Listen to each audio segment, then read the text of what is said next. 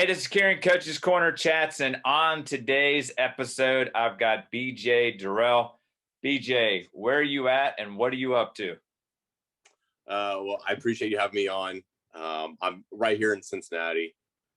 Do training locally, Cincinnati, Kentucky. I guess would be Southeast Indiana as well. Right now, just enjoying the weather, enjoying the time that I can get on the pitch with the players, and enjoying time with the family. So, how does are your trainings like group, individual, teams? What kind of things do you work with? So, kind of all three. A lot of one-on-one private trainings. I also do quite a few group trainings, small group trainings during the week. And then depending on time of year, mainly in season, I'll have a couple parents or coaches hire me out to come do a couple sessions for their teams as well. So, and I know just from watching your social media and all that type of stuff, you work with some pretty high level kids that want to go to that next level of going from like club and high school to college and what have you. What's one of the things that you've done really well that you think has brought those types of players into your mix? I think for me, the thing, I think the reason most players come to me is because the training that I do is very much game related. Um, there's a lot of trainers in the area, really good trainers in the area that'll focus on shooting specifically, or, they'll focus on certain aspects or certain techniques of the game. What I like to focus on, and I think this is why a lot of the players come to me, is I like to focus on the mentality and field of vision more than anything. I think that is a soccer trait or a soccer skill that's, in my opinion, underdeveloped, honestly, and a lot of athletes these days. And I think that's why a lot of them come to me. The training sessions that I do we'll go hard for a minute, we'll take 30-second rest. We'll go hard for a minute, take 30-second rest, to try to get that game simulated heart rate going, to get that game simulated, I guess, feeling of the game itself involved as well. So it's almost like you're giving them an opportunity to add little tweaks that are just going to be that extra little nudge to make that 1%, 2% better. That's going to equal out to better play on the soccer pitch. Yeah, that's the goal. Yes. So before you got to, how long have you been doing this type of training and what have you? I've been doing it for 12 years. Well, I guess a little over 12 years now. But DFA has really only been around for about 10 and a half years. Yeah, because I've noticed you've got like your own academy, and I see the gear and all that stuff is really, really, really cool. The things that you do. Do you have your own like base area that you work out at, or do you kind of bounce around from field to field and what have you? So it kind of bounces around, to be honest with you. There is, because I have clients from Southeast Indiana, Kentucky. I've got a couple clients from Lexington that drive in. I got a couple clients who play in Indianapolis that drive in. So I try to meet people when possible.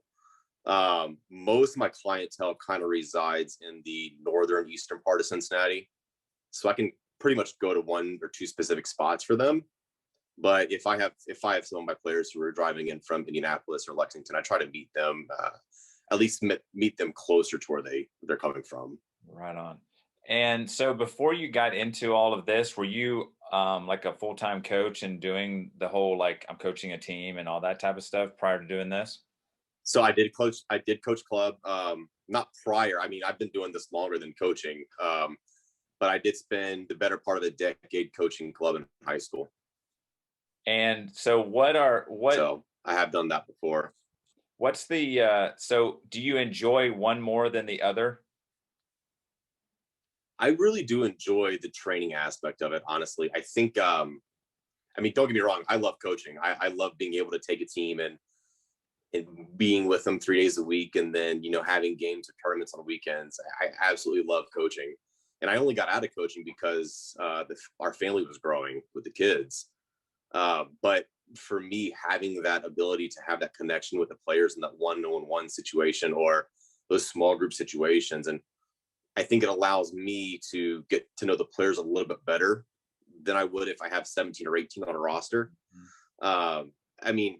as a coach, you still get to know your players very well. But I think when you're in those individual or small group environments, it kind of brings out a little bit deeper relationship. And I think that's one of the things that I really try to hone in on, because I think that's what allows the players to really trust the trainer or trust the coach, is when they have that connection. And that's in my opinion, that's when you really start to see the development happen between the player and the coach and the player's abilities. So I'm assuming there's a lot of communication between you and the players as to like how was your last game? What were some things that went well? What knocks or whatever that you might have that you're dealing with. What are your big goals? Like where do you want to be in next year and 2 years from now? So it sounds like you're constantly having that feedback loop with the players. Yes, I do. Even today, I had a small group session. We had 6 players this afternoon, and 2 of the players, they asked me if I'd take a look at their game film whenever they send it to me. I'm always open to looking at game film. I love watching game film. Even players I don't train, I'll still have parents ask me if I'll watch their game film just to give them feedback, and I love doing that stuff. Usually I'm in my office around 4:15, 4:20 in the morning, and I'm watching game film for hour and a half, taking notes, and really trying to hone in on what it is that we can do in the training sessions to really get them to that next level of play. That is so stinking cool that because a lot of not just guys and girls, but a lot of trainers you'll see and they'll spew out, this is my program and these Mhm. are our, here's my 20 ball handling. And we do that for everybody. And what I love, what you're kind of saying is like, I'm not going to waste my time doing something that I know you're very good at. But if Yeah. there's something we need to work on, let's focus on that. And now again, four in the morning sounds awful. So what? Walk me through what's a typical day for BJ on a like. So you're up at 4 watching film, and then what? How does kind of the day matriculate? So yeah, I'm up at 4 o'clock every single day, and really it kind of happened because once we had our twins, I was getting up anyway. Yeah, So I kind of just got into the schedule. But yeah, so I'm up at 4 o'clock every morning. I'm in my office downstairs in my basement around 4:15, 4:25, depending on the morning. But so the first thing I do is I check the emails for DFA. If there's video that one of my players sends me, I'll watch the video. I'll take notes. I'll do screenshots, and I'll do like the whole trainer draw arrows where they should have gone as opposed to where they went. Give them my feedback. Let them know what I saw they did well, what I think they can improve on, and then at that point, I'm usually creating the session plans for that day or for that player for a couple of days from now. But that's usually every single morning. And then with my camp coming up in the summer and trying to get all that stuff ready, there's a lot of phone calls during the day. There's a lot of emails going back and forth with sponsors or with college coaches. Quite a few calls with college coaches for players. So it's DFA really. I mean, it really starts at 4:15, 4:20 in the morning, and it'll go. I mean, it'll go to 4:30 in the afternoon, and I do have a day job also, which I work from home, which is great because I do that full time from home. So it gives me that flexibility to do all this stuff. But yeah, DFA is definitely a passion for me, and I think that's why I really enjoy doing it so much, and that's why I don't mind getting up at 4 o'clock in the morning. is there a part of you that at some point would like to have this DFA thing become big enough that you can bring on other coaches, that it becomes to branch out, and then it becomes like that's your main thing? So we don't have to do this day job, and I can focus on my passion. Um, yeah, I mean, there's always a dream to have it grow. Um, I'm very cautious about it, though, to be honest with you. I mean, DFA's been around for 10 years, and really in the last 3 years hasn't really kind of matriculated into this larger thing. Mhm. And really it's kind of in the last probably year and a half, it's kind of started creating its own self and its own identity. So I'm very, very cautious of the growth and not growing too fast, because it's in the end it's my name on it, and I want to make sure that it has a good reputation. Like, So do I want it to get bigger? Absolutely. But I'm going to be very cautious about how it gets bigger, and what direction it takes. I think it's a great point. Like you said, like my name is directly on this brand, and the stuff that you've already mentioned, from watching film to communicating with parents to talking to college coaches to, like, it's beyond just that, hour session that I work with the player. It's Mhm. bigger than that. And I think you know as much as I do that if the numbers get too big, it's hard to give that same quality that you're giving now. So I completely, like, I get exactly what you're saying. Is like, maybe the numbers won't get bigger, but if I keep crushing it, the quality is going to be so stinking big that you're just going to keep getting quality players and just that Yeah. buy-in that seems like you're getting now. Yeah, and my whole thing with the players, and I'll be honest, I probably turn away 2 or 3 players a week, just mainly because of schedule. I don't have time, and I do have trainers that I trust and trainers that train for DFAs with the camps and everything that I'll hook them up with the trainers that I trust in the area, and they love all those trainers too. They do a really good job. For me, it's about one, the timing, because I have to have my family time. That's the most important thing to me. But two, it's for me, the players that I train, there's a certain mentality that I look for, honestly. I don't care how talented you are, but I want to make sure that you have that mentality of really wanting to develop and really wanting to be there and really wanting to be in a training session. I can't tell you how many emails I get from parents who say, well, my son is great. They're this and this and this. So when I talk to their player, it's, yeah, this sounds good. Yeah, we can do that. If that's what you want to do, we'll do it. What I'm looking for in a player is, yeah, let's do this. This is what I want to work on. Here's how I want to improve. This is where I want to be at next year, and this is what I think that we can do to get better. Because when I do my training sessions, I want to have complete buy-in from the player and the parent. A lot of the players that I train or emails that I get, I have a phone call with the parent and the player. I want to make sure that they're ready for the type of training that I'm going to give, and I make sure that they are completely bought into the training piece of this. And it's not going to be one of those things where, I mean, you're a coach, you go out and you get that win and it's a victory. Great. Well, this is a process, and I need them to understand that this is going to be a process. And if they don't have that mentality, I usually find another trainer that I think they'd be better off with. The one thing that I'm hearing too is you talked about earlier about, like, that mentality thing is something you see kind of missing from a lot of soccer players. And it seems from your experience, you're able to, just from conversations, you can just feel the vibe, like it's maybe a gut feeling or something that. And I love the fact that you said when players come to me and say, here's what I need to work on, here's what I want to do, those are the ones you're like, okay, you're hungry. And Mhm. those are the type of players I want to work with. Yeah, yeah, and that's really it. And I think that's why I get so excited to watch their film and watch their games, is because they have that buy-in and that desire to truly get better. So what I do is I watch that game film to see if they're implementing what we work on. And a lot of times it's in there, and I'm excited to see that. And then from there, it's just tweaking little things, whether it's the way they're touching the ball or whether they're leaning into the ball whenever they make that first touch, or directional chest trapping to get away from the defender. So when I watch those game films from the players that send me this stuff, that's the kind of stuff I'm looking for. But I'm also looking for the positioning, the runs they're making. Are they delaying their run? Are they running far post and then cutting inside to meet the ball instead of waiting for the ball far post?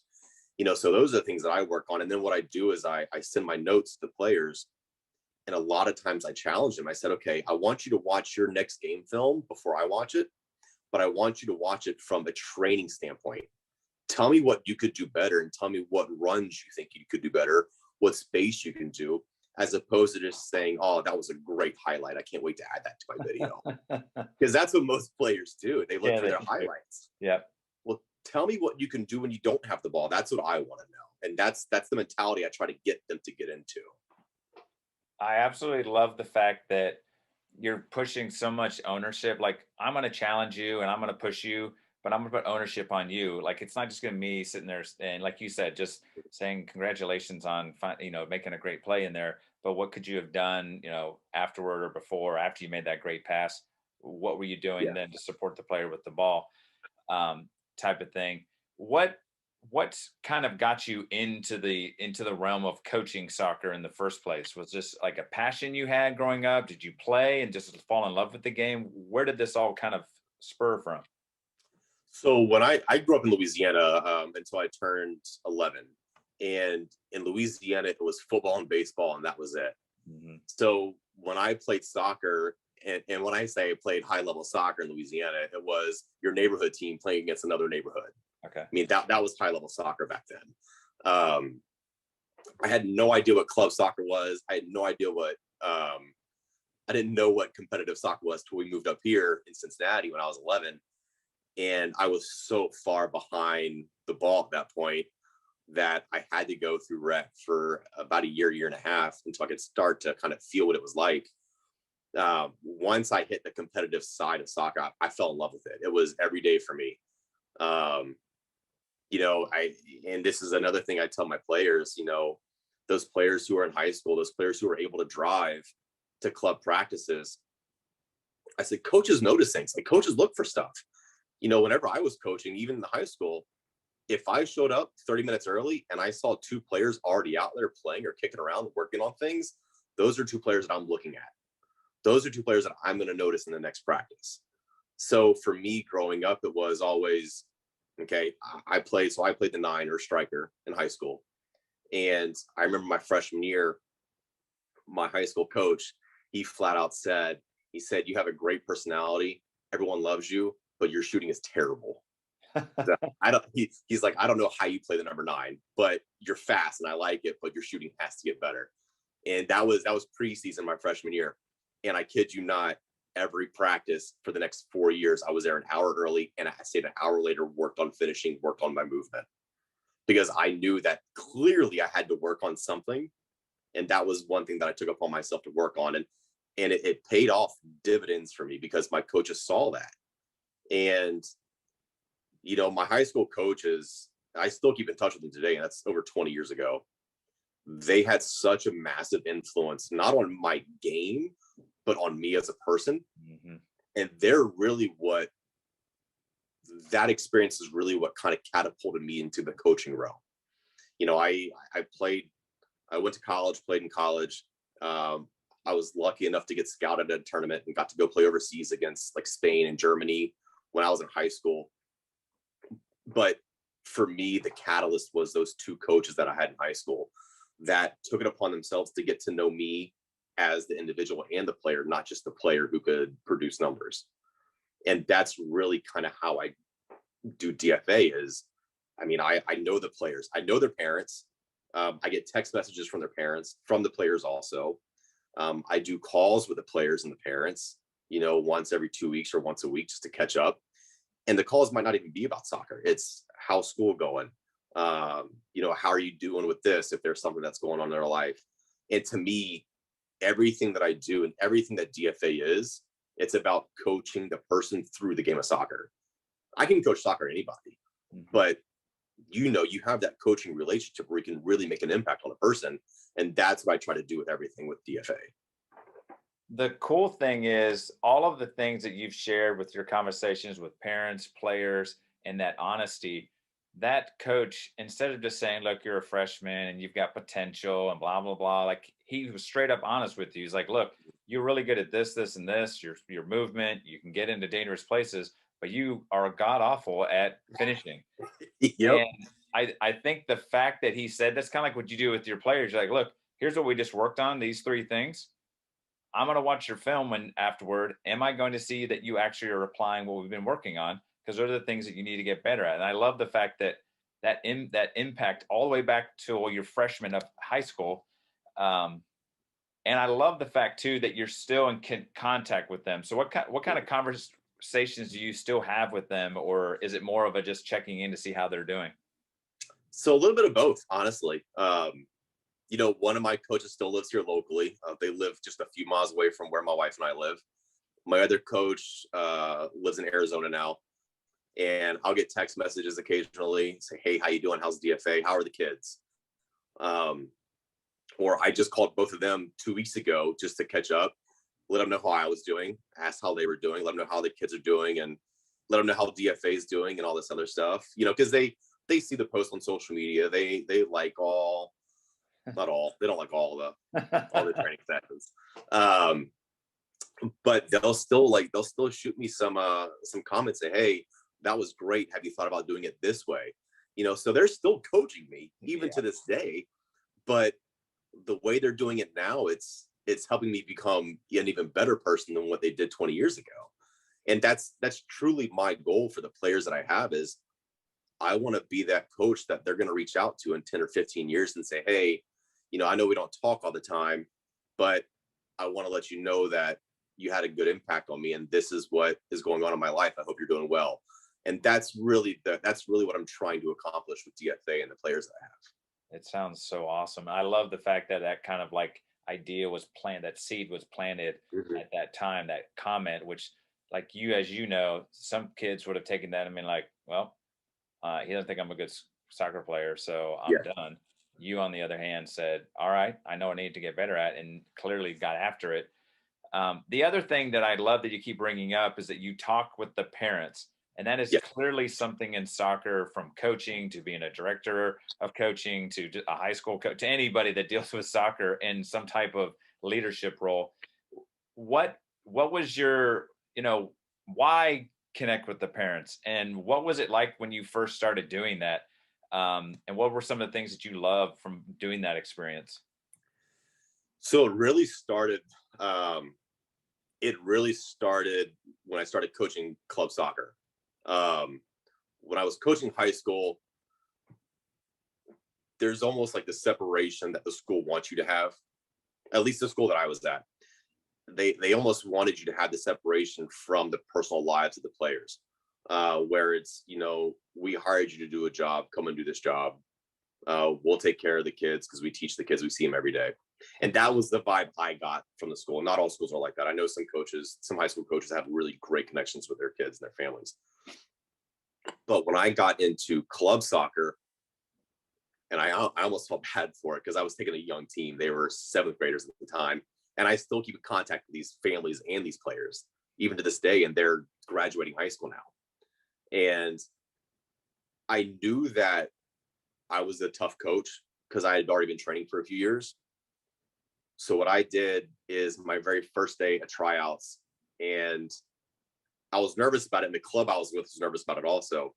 But I gathered all the kids together in that age group, and this was 2004 late women, girls, 4 years ago, 5 years ago now. And I laid it all on the line. It was the parents there and the players. I said, here's my expectations. You either meet it or exceed it.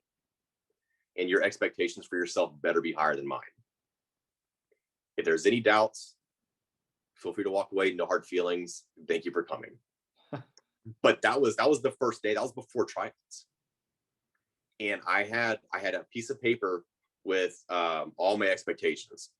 It was, you show up 15 minutes early, you're stretched up and warmed up, and you're ready to go as soon as minute zero hits. If you're late, then you're going to lose game playing time the next game. There were expectations as far as what your curfew was going to be at a tournament. Like, as much fun as I had, and we made sure all the kids had fun, but you're not going to be up at 11 o'clock at night when we have a game at 8 o'clock in the morning. It's not going to happen. Yeah.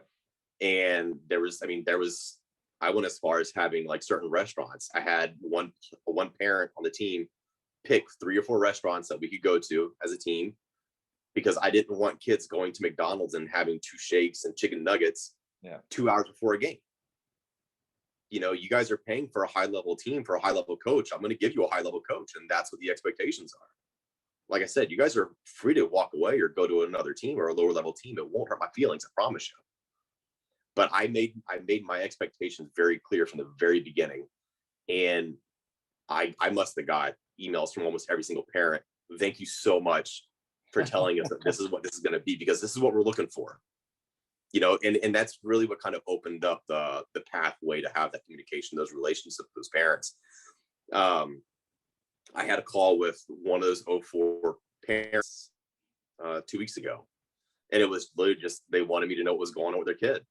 And that's the kind of stuff I love about being a coach and being a trainer, is that so few jobs give you the opportunity to have such an impact on so many people. Mm-hmm. I mean, I'm sure you see this day in and day out being a coach. Yeah. We have, I don't want to say responsibility, we have a gift to touch lives of so many players. And it boggles my mind when coaches don't take advantage of that.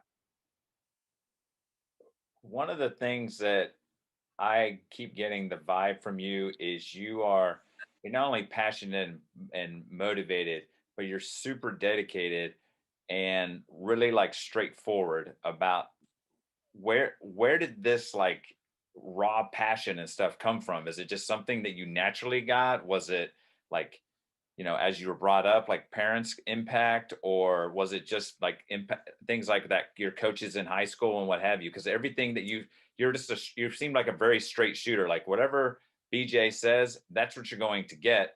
Here's my level. I'm not even going to fuzz it. I'm completely transparent. And if you're not good enough at something, I'm going to let you know, and what have you. And it's in the world that we live in now, it's so refreshing. Like for me, I'm like, yes, this is what I'm talking about. Like this is the kind of stuff I love to hear versus like, oh, it's all right. You get like, you know what I mean? All the wishy-washy stuff. Um, what, where do you think this has come from? Is it just like have you always been this kind of like, oh, if you say I can't do it, I'm going to show you that I can. So yeah, I've always had that mentality, absolutely, even from a young kid. But I will say, my parents, uh, and they're both heroes of mine. Both my parents are. Uh, my mom is a self-made woman. She's extremely passionate. She's very straightforward. She doesn't fuzz anything. She's not mean about it. Like, she's very nice about it. But she said, no, here's what it is, and this is what it's going to be. My dad is he's the one that always brought the I guess the emotional support type stuff. He was always there for me. He was, he was more of the emotional one, where my mom was always a straight shooter. Here's what it is. Here's your expectations. Don't ever lower your expectations for other people. So I got the best of both worlds. Um, on top of the mentality of, okay, you say I'm not good enough, but give me 6 months, and then I want you to tell me what you think. And I've been like that my entire life. If I do something, I'm going to do it 120%, no questions asked, no excuses. Um, I used to get I used to get in arguments with teammates of mine in high school and in college, and in club soccer, because when I showed up to train or to practice, it was okay. Let's practice. We can have fun and talk later, but right now I'm going at you 120%. Either get out the way, or go at me as well. And I'm not kidding. I used to frustrate my teammates so much, because I didn't want slow days. I didn't want off days. I didn't want to have these, well, we played a game on Sunday, so let's not work too hard today. Like, no, no, that's not the way this is going to work. Like, you can go soft. I'm going to run right through you. You can go soft all you want. I'm not going to go soft. So I've always had that mentality. And I think that really translates to my training sessions. I even today, with one of the college guys that I have, I was like, okay, listen. So he trains 4 days a week. So tomorrow is our fourth day for this week. Today was a little bit lighter. It was still a game pace, a little bit lighter. And I told him today, as we were leaving the session, I was like, okay, so tomorrow, here's what we're going to work on. We've already hit these other 3 points this week. We're hitting the final point tomorrow on Thursday. We're going to go 1 minute on, 30 seconds rest, 1 minute on, 30 seconds rest, 1 minute on, 30 seconds rest, 1 minute on. I'll give you 1 minute rest, 1 minute on, 30-second rest, 1 minute on. And that's how the training session is going to be. He said, okay, sounds good. I'll be there. And for me, laying out what the expectations are from the very beginning, with these parents and players, with these phone calls, it makes things so much easier, because they know what's going to happen at the training sessions. They know what we're going to work on. They send me their game film. I say, this is what I saw. This is what I think we can do. Here's how we're going to approach this. And I get that buy-in immediately. And if I don't get that buy-in, like I said, I know some really great trainers who I think could be a really good fit for. Let me give you their contact information. Right And on. I have no issues doing that. I really don't, because again, at the same time, the players have to like it, but I want to enjoy it also. And if I don't enjoy it, they're going to know about it. I'm going to know about it. And I want them to enjoy it too. And if their mentality is not there, they're not going to enjoy it. What's the relationship between you and like high school coaches or some of these academy players you're working with, or that college player, how have you been received in terms of working with them, like outside of their own training sessions that they're doing with their teams? So great question. Some coaches, high school coaches and club coaches, um, there's kind of mixed reviews, to be honest with you. Um, there's there's certain high school coaches who are a little apprehensive about their players coming to me for training, because they've heard how hard the training sessions are. They know that we go game pace. They know that I'm very honest with players. Um, they also know that I give homework to my players too. My players get homework every single week. Um, and a lot of coaches, not a lot, some coaches are a little apprehensive about their players coming to my sessions and then going to their training sessions, which I completely understand and I get. So what I do is I do reach out to a lot of the coaches that are coaching these players, and I talk to them, ask them what the coaches are seeing in their games, ask if they have certain things that they would like the players to work on also. So I try to build that camaraderie as well. With the college coaches, uh, I've only had good conversations with college coaches about their players. So much so that a lot of the colleges are following the social media, the Instagrams. A lot of the coaches are like following the Facebook pages. Um, and I've had a lot of college coaches reach back out and say, hey, you're training so and so on my team. Do you have anybody else that's younger that we might be interested in taking a look at in the next couple of years? Hmm. So, and to me, that's fantastic because it almost solidifies the training that I'm providing with some of these players. Over the last 3 months, now that the elite camp for the summer is really kind of getting into it, everything, I've probably reached out. I've probably getting called or emailed by 20 something coaches asking if I have a player that would fit the certain criteria they're looking for.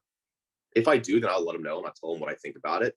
If I don't, then I'll be honest with them and say I don't, but here's someone who might. And I think that transparency and that honesty is really what has helped me out with these coaches. Yeah, that's what I've been hearing the whole way through is just your ability just to reach out and communicate has made connections that, you're not just so many just post like a video and you never know who this person is. But Mhm. now clearly and then I think the cool thing is I'm assuming by word of mouth is what's happening is why you're getting more and more interest is that when you work with this club player and they go back and people are like, man, what the heck? And they're like, yeah, I got a guy that doesn't let me go soft. Like Yeah. you said earlier, I'm going after and like, dude, this you're making progress. Or like the college coach recognizes like that. And like you said, that's a huge thumbs up to you that whatever you're putting into place uh, is helping. And I think it all goes back to like I reach out to players, I reach out to the parents, I reach out to coaches. I'm like, if there's a high school, I reach out to them. Like I'm trying to help the player, I'm trying to Mhm. help your program and if I can be a help of that, I'm part of that, then that's a win-win for everybody. Yeah, and honestly, I think that's a mentality that a lot of coaches and program directors miss is that, and a lot of trainers miss as well, is that they think that what they're providing is enough, and a lot of times it is. A lot of times it's not either, though. You know, being a coach of a program that had 18 kids, I mean, I had a team that had 21 kids on it at one point, and you cannot. I mean, you physically don't have time to provide that individual training or that individual attention to those players, and it's not your job as a team coach. Your job as a team or a program coach is to provide training for the entire team. That's what the goal is. You know, I think where a lot of the bigger issues come is that you have a coach or you have a trainer in the area or you have a director of some sort think that what they're providing is the best and that players don't need to go elsewhere. I know I'm not the best trainer in the area. I think I'm good at what I do, Mhm. but I know I'm not the best. And I think it's foolish for someone to say that they're the best. There's other trainers that are local you know, that I hear from my players that they're really good at one particular aspect. Well, that's not something that I focus on. So yeah, go see them, get training in that aspect, make your game better. And I think where the biggest issue is that people will just assume that, well, just come to me, I'll take care of everything. Mm-hmm. But it's not really the way it is. You know, I have a lot of players who come to me and then I'll say, hey, maybe you should go look at them for something else. Or, you know, you're growing a lot, you're hitting this growth spurt. Maybe you should think about or go look into getting personal training for weightlifting to know how to use your to move better now that you're hitting this 3 or 4 inch growth spurt. You know, go talk to them, see what they can do, see if it's something that you want to do. You know, the way I look at it is people come to me for a good, genuine service that's honest. And I think I'm doing them a disservice if I don't think that they could get another piece of their training someplace else to get it better. Because in the end, it's about the player. It's not about me. Like if I went down to 5 players a week, I'd be fine. If it's 5 players that really want to be there, Right on. you know, I really don't mind if my players go and transition to another trainer if they've gotten everything they can from me. Because what that tells me is that I've done as much as I can. Now go on to the next step. And then if you want to come back in the future, please come back. And I think that's where a lot of the issues lie, is that a lot of these programs and trainers think that they're the end all be all. Where reality is you're just a piece of the puzzle. There's a lot of pieces here. You're just a piece of the puzzle. Don't be selfish and don't be naive to think that you can put the entire puzzle together, because it's not possible. I love that you just put all that together, because I think it clearly points out, because I think there is a clear, like, I'm I'm the coach of a team, and then here's the trainers, and it's like there's no cohesion or connection. And I think there should be, because the issue I think we run into as well, at least for me, is I see with my players, I'm like, hey, when you're not here with me in this setting, you have to be kind of like you talked about, showing up an hour early and working on shooting or working on that. But I know for sure, if I ask a player, hey, if I ask you to go to the turf and play for an hour and a half, what things would you do? Most of them are looking at me like, I don't know. So that's where that's where you come into play. It's like, look, I'll take all that thinking out of. We'll identify what you need to work on, and then we'll do it. Because I think we sit there and go, well, look, I need you guys to be playing when you're not around here. Well, they don't know. Does that mean juggle, or what? When I'm supposed to play the ball off the wall, like, what do I do to get better? Especially, like, I'm not a good shooter, so is it a technique? Is it, what can I do? And you can YouTube things and whatever, but still, it's not the same as having someone there. And I love the idea that there's multiple pieces to the puzzle of a player's development. Um, and so I just love the whole idea of, like, I'm not here. And the other thing, and then I'll let you go, or fill in, is you have this kind of self-awareness. Like you even said, like, yeah, that trainer's really good at that. That's not really something I'm 100% rocking with. I do these things really well. So if that's who you need to go to, then go to. I think that's spot on, because even as coaches, like, some coaches are defensive coaches in terms of tactics, more attacking, whatever. So I just love the way you explained it. It just made, like, complete sense to me. Yeah, well, well, I'm glad. You never know if what I'm saying is going to be, taken well. But yeah, and honestly, I think with the club realm and the high school realm, because I know when I was coaching high school, you have budget issues, right? You can't get the staff that you always want to have because there's budget issues. And with club soccer, there's a ton of moving parts in clubs. I've been with a club from the ground up, and I've been with an established club for a while. So I've kind of seen both. And I genuinely think one thing missing from every club, every organization across the board, is everyone has the IDPs, the individual development plans for players, but there's no implementation. And someone who's been around coaching for a while and has done the personal training for over a decade, if there was a club, if there was an organization that could have a technical or training director over the IDPs and have a staff of 3 or 4, so you have a team training twice a week, and then the third day of the week you have small group training, you have individual training or two-on-one training to really work on the technical piece of that game, I think, in my opinion, you would have an explosion of talent and development within that club. But the way that it's worked out is, here's your IDP, go home and work on it. Right. And I think a lot of the apps are great. I love a lot of the apps that are out now. You have the Technique app, you have the Beast Mode app. That's all fantastic stuff. But to have someone who's there physically with you 1 day a week, to can go over what's good, what's bad, what you need to improve on a individual or a small group level, I think, to me, then you would literally see development in the city of Cincinnati and the area explode, because I really think that organizations are missing that piece. I think it's cool, the idea that, like, you talk about different pieces of the puzzle for development. And I love the idea, like, if we could merge that into one kind of Mhm. entity, would be huge. The other thing that you've brought up is, it's your training, it's more than just the soccer side. There's the communication with the parents and the constantly checking film and all that type of stuff, which I think is another thing. If you were to be able to, like, merge something like DFA into some type of club setting, Mhm. then they're constantly getting feedback from you on those types of things as well, that maybe they can't get from their director of coaching or their actual club coach.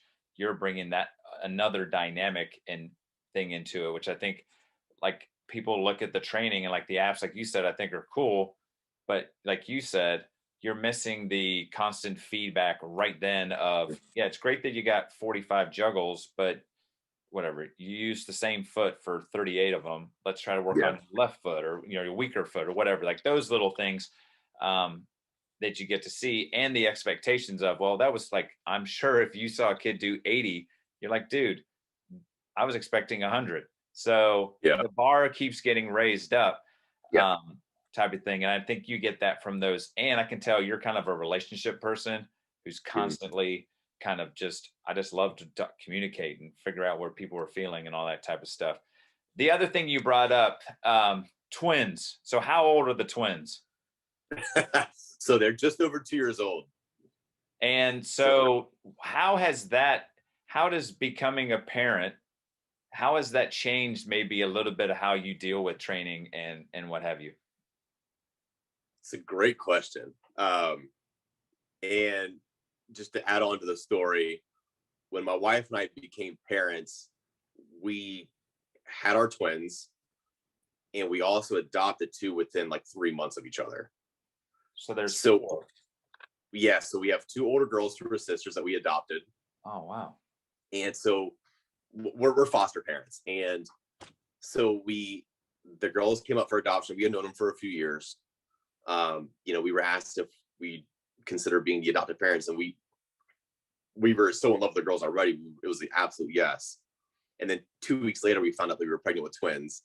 Oh, my. So the adoption process and the birth of our twins literally happened within just a couple months of each other. So it was going from 0 to just the two of us to six of us. It definitely changed a dynamic in the training. Um, I'm definitely a lot more honed in on to how kids are feeling. Mhm. I tend to notice things a little bit more, like the body movements, or the emotions on the face and that kind of stuff. So I can talk to them a little bit more on a deeper level than I was able to before, just because I can notice those things a lot easier now. Um, so I think it's definitely helped from the personal side of the training sessions.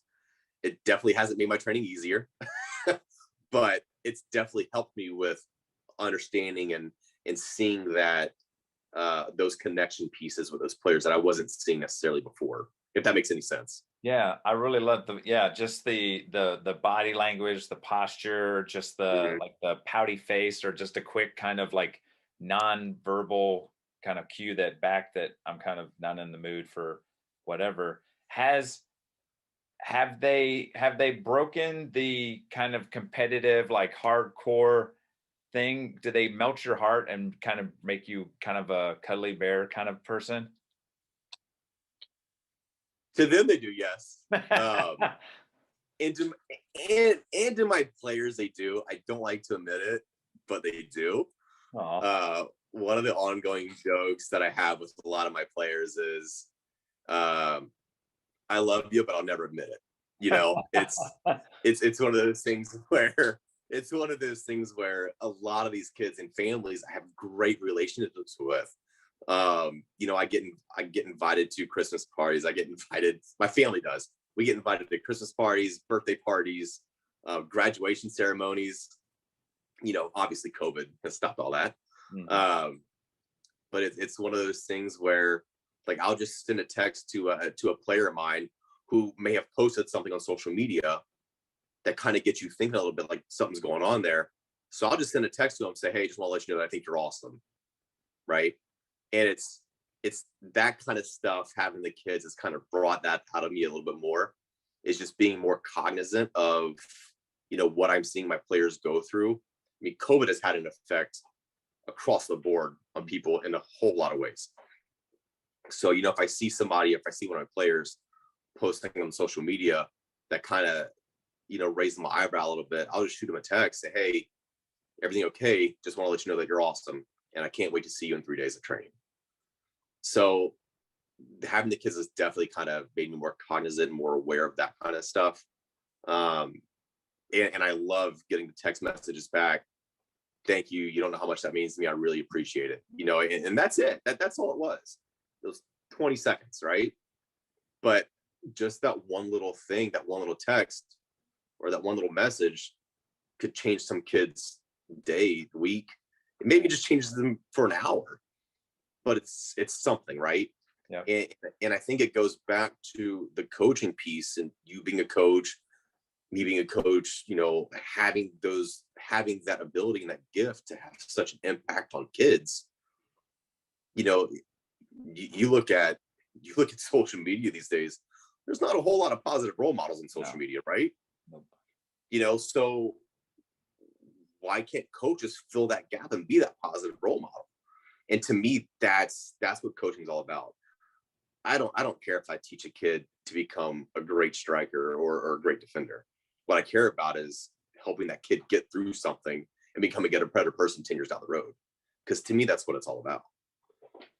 Right on. I think it's so cool, like the self-awareness piece for you, like the kind of recognize that your little ones have caused you to kind of take a moment of reading their how they're doing, and then I'm sure in those moments, you're like, okay, I got to do something to kind of cheer them up, or like maybe I need to get them a snack or whatever it is.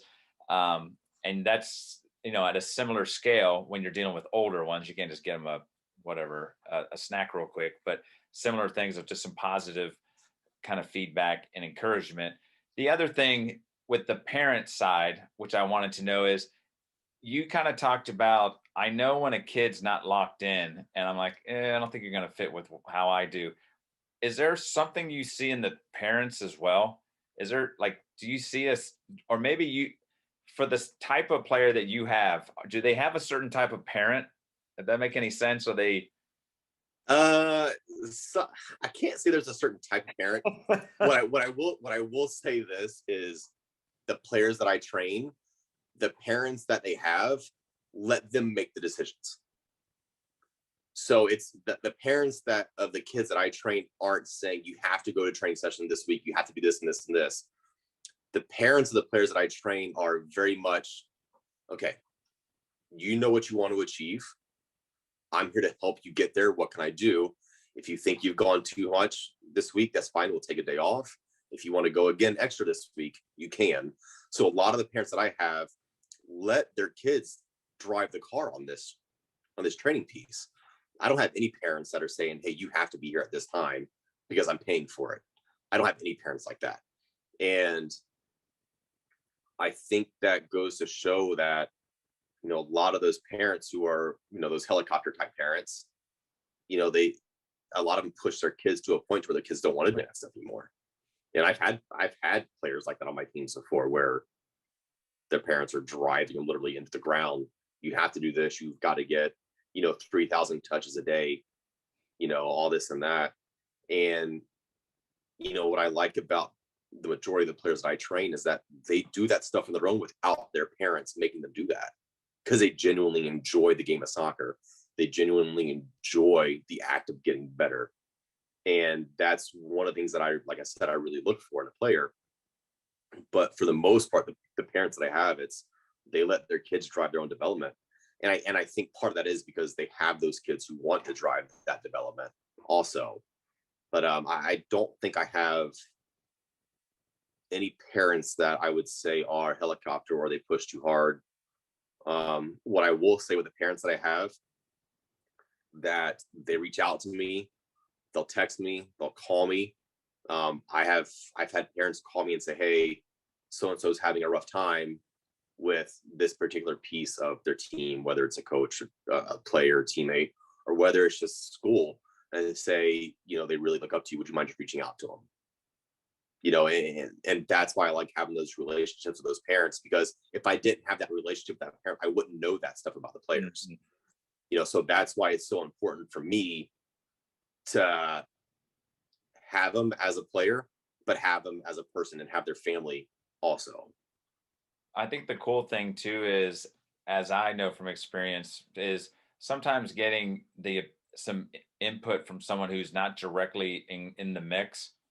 You can get more of an honest kind of like, so you're Mhm. not there for the team chemistry or whatever's going on with the coach or whatever. So when you hear of it, you can give your input of like, look, I'm not there, but here's my take. And Yeah. that's kind of a fresh thing. I think that's awesome that the parents have you to lean on, and the players as well. And I love the fact that almost the players that you want to work with are those high, like, I'm locked in, I'm here for me, I want to get better kind of players, is what it sounds like. So those Mhm. parents, like, they don't have a choice. Like, I'm going to go to training, I'm going to Yeah. do my thing, I'm going to work with BJ and all that type of stuff, and what have you. Uh, BJ, this this has been so stinking cool. I love the foster. How old are, so that you have the 2-year-old twins? How old are the two that you are foster caring? 11 and 9. So they came to us a couple years ago, but they are 11 and 9 right now. They don't do soccer. I was gonna They say, what's is there anything where BJ is gonna be coaching them at some point? not them. The two older ones are very, very good at gymnastics. They're very competitive as well. Um, I want to make sure that they do what they want to do. So they do gymnastics, they do dance, they do cheerleading. Um, and we go to their games. We go. I'm the cheer dad. I have the cheer dad T-shirts on when I go watch them. I'm not afraid to wear it out in public. Uh, so we really just try to encourage them just to follow what their passions are right now. Um, the What- two younger, the twins, they and I don't know if it's just because they see me always with the ball at my feet. I mean, I'm always juggling something, yeah, whether it's a cup on the ground or whether it's a teddy bear that's on the ground. I'll juggle it. But so the twins are, they know how to say soccer ball. We have a lot of soccer balls at the house. So there's usually one around. So they'll kick it, and our little boy Gavin, he'll run and kick and he'll go, "Yay!" aw, And Grace does the same thing. So it's a lot of fun having all the kids around, and the older girls absolutely love the twins, and the twins love the older girls. So it's been really, really great. that's awesome. It seems it's so cool to kind of hear the different, because you even talked about earlier, which I thought was a great point of everything is a piece of the player's development, and then hearing the story of like the foster, and then getting the having twins, and then being born so close to when you got them all into the house, which I can't even imagine going from, you're like, it's just you and me, babe, and it's nice and quiet, and all of a sudden we got four, and they're not the same age, so we got two little ones, and Mhm. then the other ones which are a few years older. That's so cool, and I love the fact that you said even about the gymnastics, about the girls and the dancing and stuff, that they're competitive, like they're into it as well. So I think Yeah. that's, I can just, I'm trying to picture what you look like on the side watching this. Are you very intense, or are you kind of like, okay, this is, I don't know anything about So gymnastics, I'm a chill? okay, so I do have a pretty good story. So my wife's a superhero, by the way. She's phenomenal. She's a stay-at-home, and she handles. I mean, she runs the household. So all kudos to the kids go to her. Um, but my wife was a competitive gymnast. I mean, she was the 7 days a week, 4 to 5 hours a day gymnast. So she was really training at a very, very high level. So we're both very competitive. And even in our card games, we'll play rummy and it's, oh, I'm beating you by 230. And then, I'll lose. And she's like, well, I came back and destroyed you, So the kids see that, the fun conversations and like the joking we have. And it definitely transitions and translates to them because they kind of carry that into their gymnastics and they carry that into their dance. And, when Mariah's doing her gymnastics, it's, okay, well, I need to work on this, this, and this. I have it within 2 weeks. I promise you I'll have it within 2 weeks. And sure enough, she's backflipping in 2 weeks, and then Aubrey, who's the performer, right? So she loves to dance. She loves to kind of be in front of everybody. She's hitting her poses. She's hitting her strikes. She's got the faces doing crazy things, but they definitely see the mentality that my wife and I have. And, and the way that we tell the kids is, with Mariah and Aubrey, like, we want you guys to have, the most important thing is having fun. If you're not having fun, then let's not do this. But if you are having fun, give it 110% every single time. And that's kind of the mentality that we've always had, as long as we've been together, my wife and I. And so it definitely transitions and translates to the kids, and it's a lot of fun to watch. The thing that I have loved about everything that you have shared, from your own training to like your experience in high school to parenting, like everything is, you can just see it on your face. Like it just bubbles through. It's like, you love it all. You're passionate about it. I think it's awesome to think that your wife, which, I have 3 kids as well. And the wife piece of things, they don't get enough credit. Like you said, like kudos to both of them. And to stay at home and stuff, that's just such an awesome opportunity and what have you. So I just, everything has been so stinking cool. And the one thing that's really cool too is it's consistent across the board. It's not like, well, you're going to get BJ the trainer and then BJ, like, it seems like you're all in. You're constantly like evaluating situations with, if it's a player, a parent, a college coach, oh, it's my own kid. I'm constantly looking for what things are going well and what can I do to help and support and what have you. BJ, this has been so stinking cool. And I know you're all over social. So I'm going to ask, like, what are some ways that people can connect with you and find, you've mentioned your summer camp that's coming up, and like, how can people find out about that, connect with you, and all those great things? So, I mean, I'm on Instagram, Durel Football Academy is on Instagram, and Durel Football Academy is on Facebook as well. There's a Twitter handle as well. I mean, they can go to my website, which is just durelfootball.com. There's information on there. I have all the other trainers that train for DFA are on there also, so people can kind of get to know who everybody is. And honestly, I mean, my phone number and email are available on all those things. I'll take calls to anybody. I really don't mind. And honestly, I prefer to take a phone call than an email, because I think that there's a lot more that could be accomplished that way. I know that's weird for younger kids to hear, but I like phone calls still. But yeah, I mean, the standard social medias, I'm there. As far as the camps go, there's a lot of things kind of in the fire right now for the future of DFA, the camps. Now that DFA is powered by Nike and all that other stuff, there's a lot of things that are kind of brewing. So there's going to be a lot of things coming up in the future that I think are really beneficial for the kids. And and one other thing that I don't think is really out there yet, I am working with Beach Acres Parenting Center, which is who's our foster agency, and we are going to be doing a fundraiser later this summer. It's a soccer golf fundraiser to raise money for foster kids, the foster parents, for educational purposes, and to allow kids to have opportunities that they may not get. That I don't want to say regular, but that other kids not get. So we are going to do that later this summer as well. The cool thing is that you don't just talk the talk, you like walk the walk. Like, look, we're actual foster parents, and now we want to go back and keep supporting and giving and bringing awareness to the opportunities that are maybe missed for a number of those. So I think so cool. And I will in the notes put all of his connections, his website. When he starts sharing the stuff about the soccer golf outing and whatever, I'll put that out there as well. So if people want to, you want to be a part of it, or even donate money toward it or whatever, I think it's an awesome idea, and what have you. I'm gonna wrap this thing up. This is Karen Coach's Corner Chat with BJ Durel, and I'm out. Peace.